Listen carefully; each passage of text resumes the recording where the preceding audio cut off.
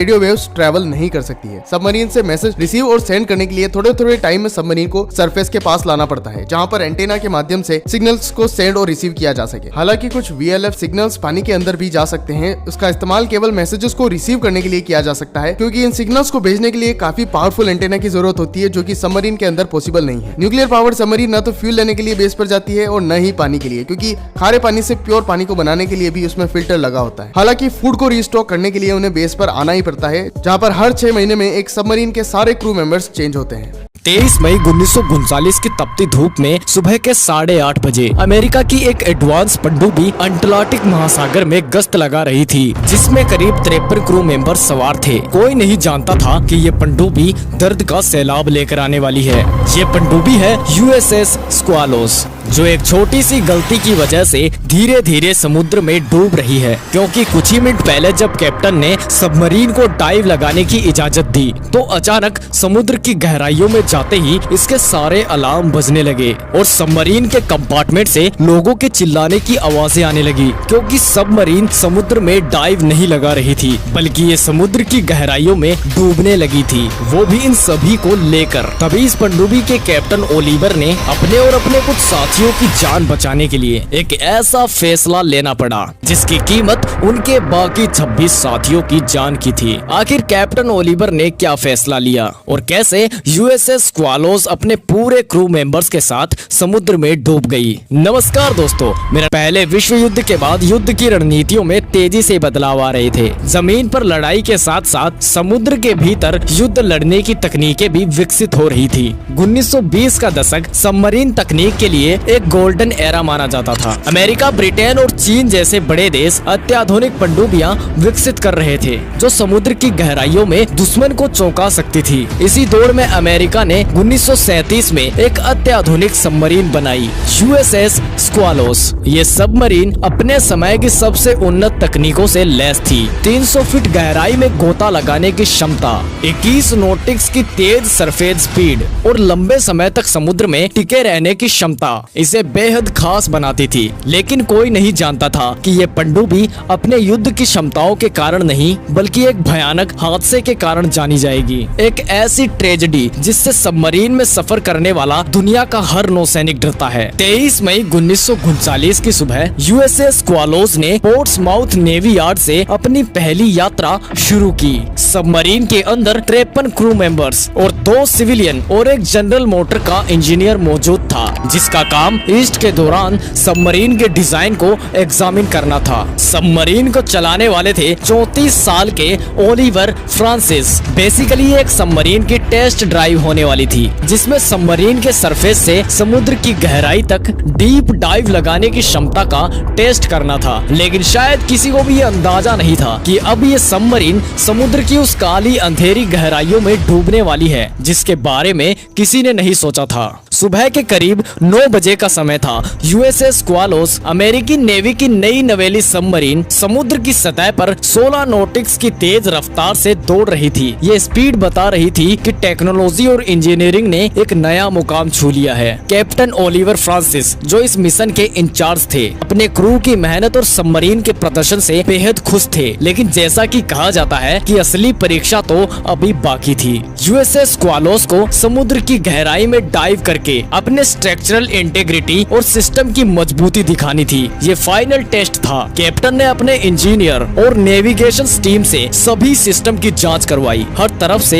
एक ही जवाब आया, सर सब कुछ नॉर्मल है, हम डाइव के लिए रेडी हैं। सबमरीन के फाइनल टेस्ट के लिए कैप्टन ने समुद्र की गहराई में गोता लगाने का आदेश दिया। उन्हें बिल्कुल भी अंदाजा नहीं था कि यह आदेश उन्हें अगले ही पल उनके क्रू मेंबर्स की जान खतरे में डालने वाला है। जैसे ही सबमरीन ने समुद्र में डाइव लगाई, तो कुछ ही सेकंड्स में समुद्र के इंजन रूम से अचानक तेजी से धमाके जैसी आवाज आई। वहाँ मौजूद लोग अपनी जगह से उछल पड़े। चिल्लाने की आवाजें पूरे सबमरीन में गूंजने लगी। कैप्टन ओलिवर, जो कंट्रोल रूम में खड़े थे, अचानक उन चीखों को सुनकर चौकन्ने हो गए। लेकिन इससे पहले कि वो स्थिति को समझ पाते, कंट्रोल रूम में लगे इमरजेंसी अलार्म जोर जोर से बजने लगे। रेड लाइट पूरे कंट्रोल रूम में चालू हो चुकी थी। इंजन रूम में पानी तेजी से भर रहा था। ठंडे पानी की तेज धाराओं ने हर चीजों को उखाड़ फेंका।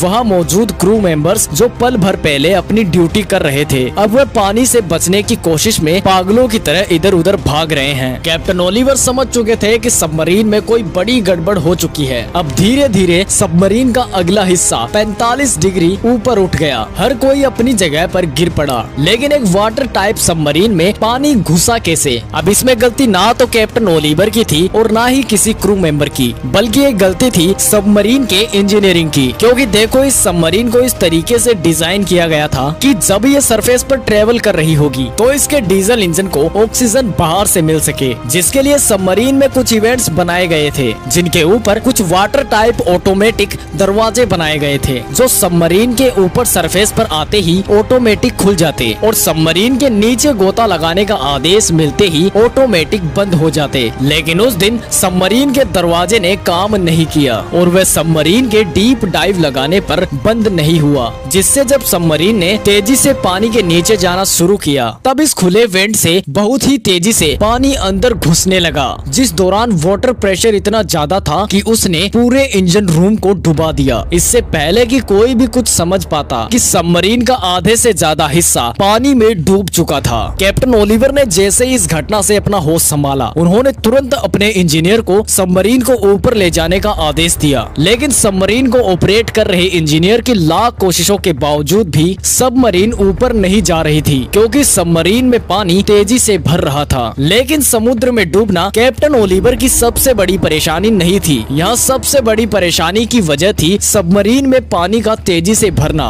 क्योंकि सबमरीन तो समुद्र में डूबने के लिए ही बनी होती है। यानी सबमरीन के डूबने पर भी कैप्टन ओलिवर और उनके साथियों की किस्मत अच्छी होने पर उन्हें बचाया जा सकता है। लेकिन अगर सबमरीन में पूरी तरह पानी भर जाता तो इन सभी की जान जाना तय है। जिस चीज से बचने के लिए कैप्टन ओलिवर को कैसे भी करके सबमरीन के बाकी बचे कंपार्टमेंट में पानी भरने से रोकना था, जिसका कैप्टन ओलिवर के पास एक तरीका तो था, लेकिन उसकी कीमत उनके बाकी 26 साथियों की जान की थी। तो दोस्तों, यहाँ सबमरीन की अंदरूनी संरचना को देखा जाए तो ये engine room, torpedo room, battery compartment और कंट्रोल रूम जैसे सेक्शंस में बटी हुई थी, जो आपस में वाटर टाइट दरवाजों से जुड़े हुए थे। कैप्टन ओलिवर इस सबमरीन के डिजाइन के बारे में जानते थे और जैसे ही सबमरीन में तेजी से पानी भरना शुरू हुआ तब कैप्टन ओलिवर के पास कुछ सेकंड्स का समय था एक इम्पॉसिबल डिसीजन लेने का, और वह डिसीजन था कंट्रोल रूम में लगे वाटर टाइट दरवाजे को बंद करके उसे बाकी सबमरीन से सील कर देना। लेकिन क्योंकि सबमरीन के दूसरे कंपार्टमेंट में उनके ही लोग थे, इसीलिए ये डिसीजन लेना काफी मुश्किल होने वाला था,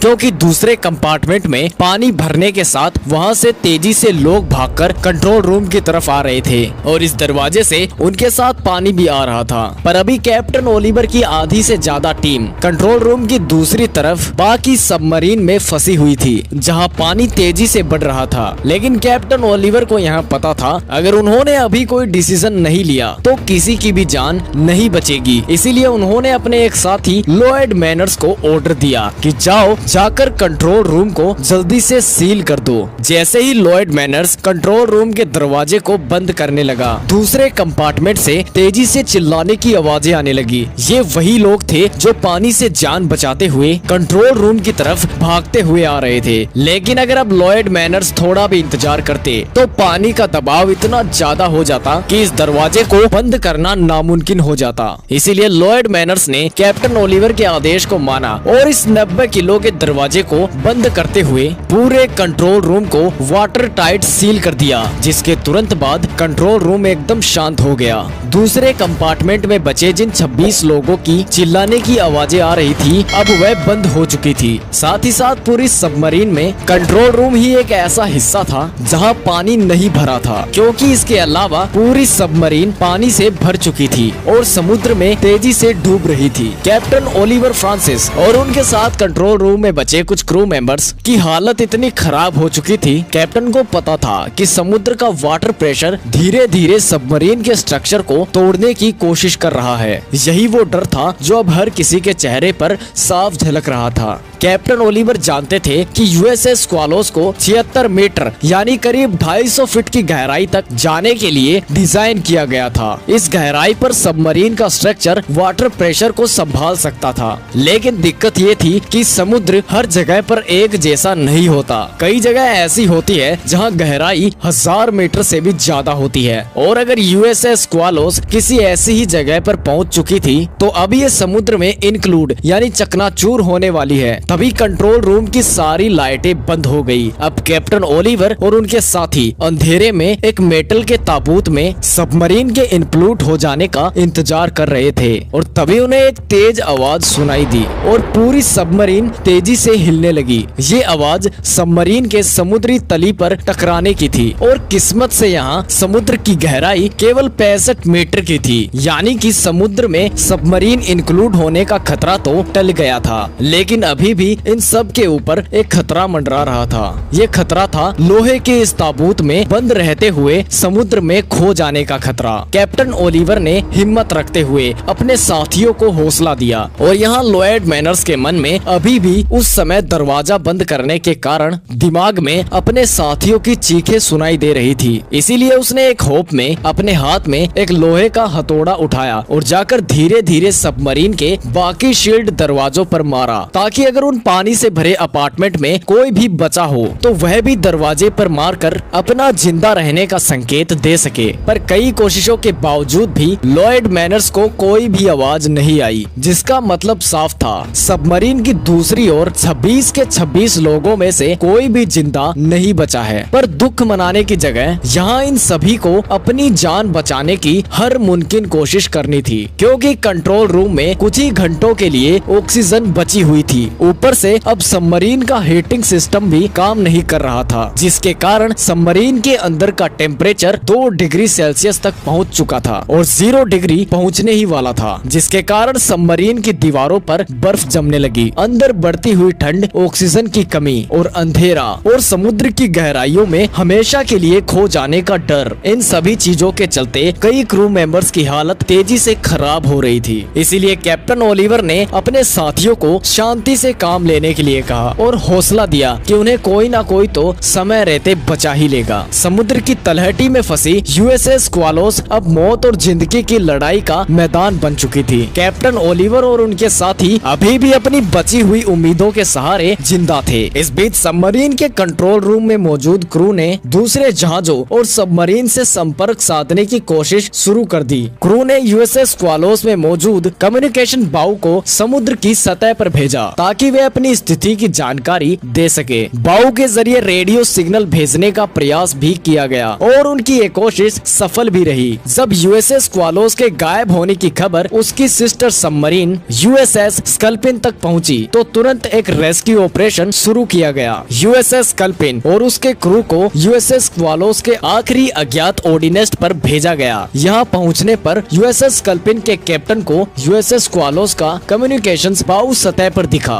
बाउ के सिग्नल से ये साफ हो गया कि यूएसएस स्क्वालोस समुद्र में डूब चुकी है। अब चुनौती थी कि यूएसएस स्क्वालोस और यूएसएस स्कल्पिन के बीच कम्युनिकेशन स्थापित किया जाए। इसके लिए मोर्स कार्ड का सहारा लिया गया। सतह पर मौजूद यूएसएस स्कल्पिन के कैप्टन ने मोर्स कार्ड के जरिए समुद्र की गहराई में फंसे यूएसएस स्क्वालोस के कैप्टन से संपर्क साधा। दोनों कैप्टन के बीच बातचीत के बाद फाइनल प्लान तैयार किया गया। इस प्लान में तय हुआ कि समुद्र की गहराइयों में फंसे लोगों को बचाने के लिए सबमरीन रेस्क्यू चैम्बर (SRC) का इस्तेमाल किया जाएगा। SRC एक विशेष उपकरण था जिसे समुद्र की गहराइयों में जाकर सबमरीन में फंसे हुए क्रू मेंबर्स को बाहर निकालने के लिए डिजाइन किया गया था। अमेरिकी नौसेना ने अपनी पूरी ताकत झोंक दी। ये ऑपरेशन आसान नहीं था। समुद्र का दबाव और खराब मौसम इस ऑपरेशन को और भी खतरनाक बना रहे थे। रेस्क्यू चैम्बर को धीरे धीरे समुद्र की गहराइयों में उतारा गया और यूएसएस स्क्वालोस के साथ जोड़ने की कोशिश की गई। हर एक कदम बहुत सावधानी से उठाया जा रहा था, क्योंकि एक भी गलती का मतलब था अंदर फंसे क्रू की मौत। ये ऑपरेशन पूरे 40 घंटे तक चला। इस दौरान SRC को कई बार समुद्र की गहराइयों में भेजा गया। हर बार कुछ क्रू मेंबर्स को बाहर निकाला गया।